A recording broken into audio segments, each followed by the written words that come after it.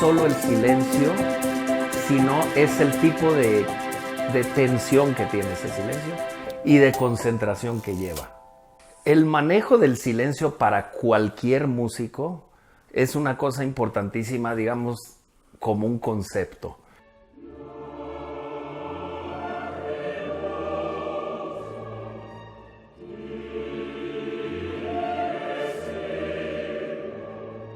Vamos a suponer que el silencio previo a una obra sea, en teoría, siempre igual.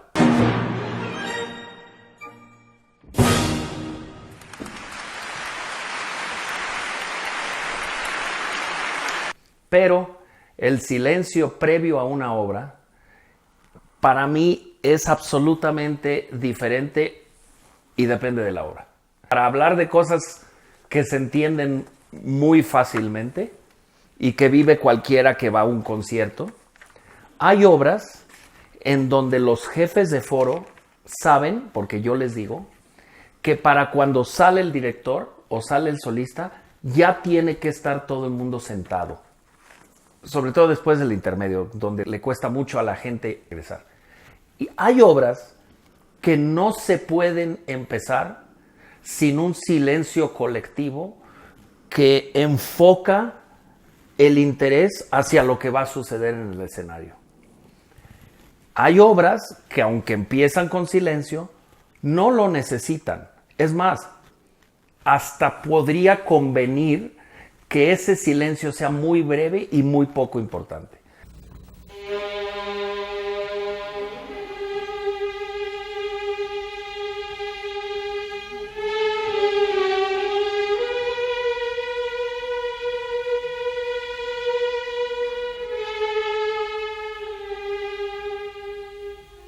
Pero es que no es solo el silencio, sino es el tipo de tensión que tiene ese silencio y de concentración que lleva.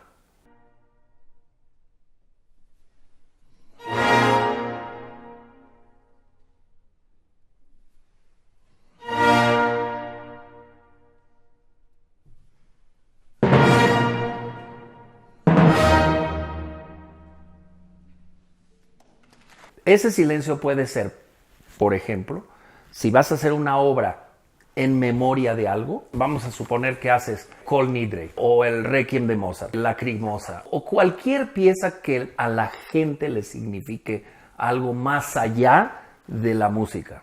Yo creo que lo apropiado es justo antes de empezar pensar en alguien, ya sea la persona a la que está dirigida eso, si el concierto tiene una persona en mente, o que tú pienses como público, tú, en una persona que quieres recordar. Yo también, los músicos también.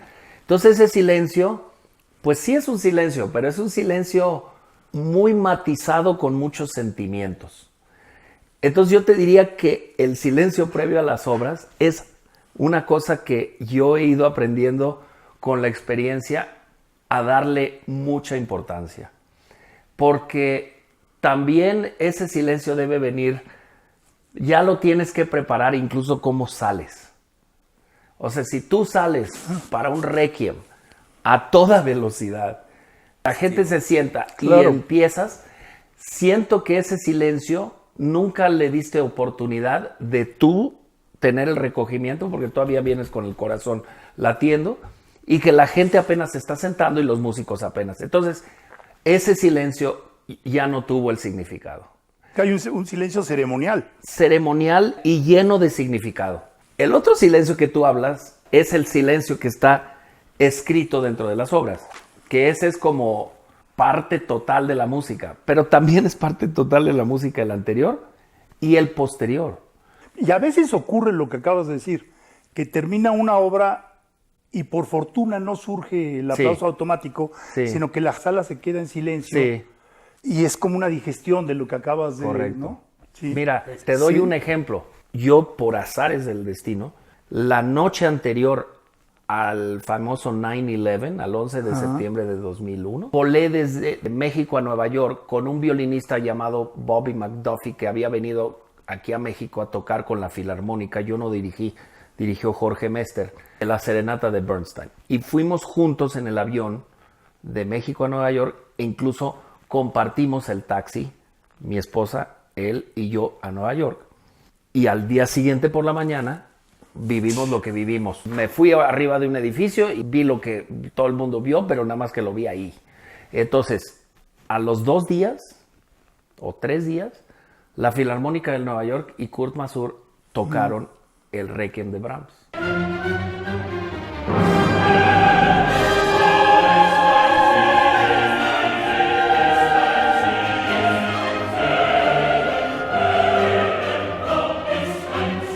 Y pidió Kurt Masur no aplaudir al final, ni tampoco aplaudir al principio. O sea, pidieron no aplaudir. Yo te puedo decir que ese silencio previo y el silencio de después fue de lo más duro, doloroso, tal, porque levantarse después de un concierto sin haber aplaudido es súper difícil para el público. Y además como que el público siente en un evento normal que faltó algo.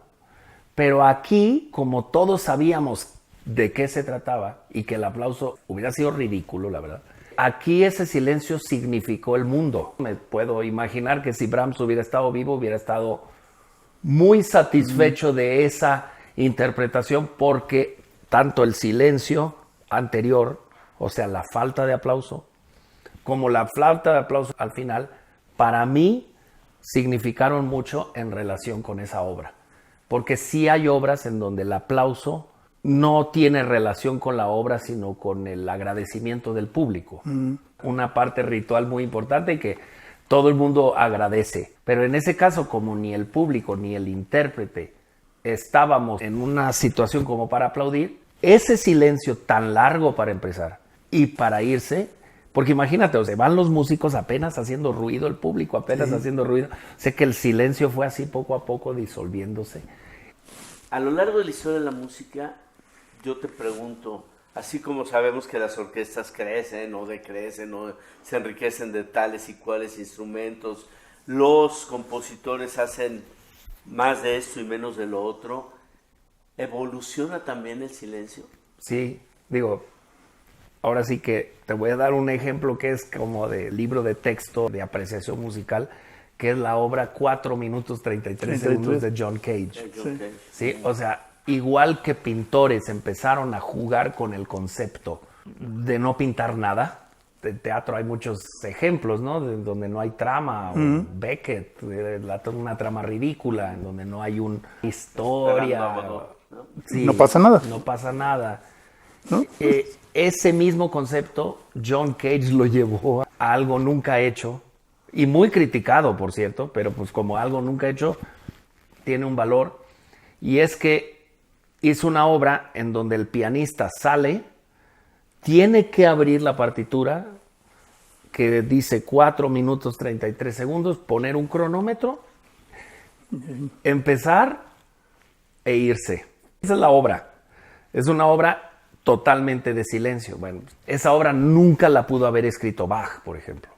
Ni Mozart, ni Beethoven. O sea, no porque no tuvieran la genialidad, sino porque el arte de la música iba por otro lado, ¿no? O sea, escribían silencio de otra forma.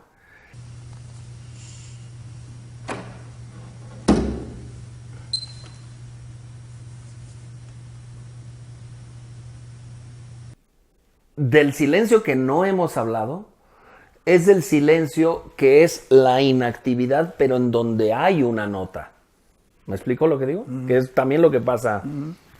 O sea, que en realidad parece que todo está parado porque tú nada más oyes una vibración, pero ese instrumento sigue tocando. Y eso mismo tiene muchos momentos, Holst, en los planetas muy interesantes así, en donde casi te mantiene una nota como esa vibración, ¿no? Y eso también es silencio.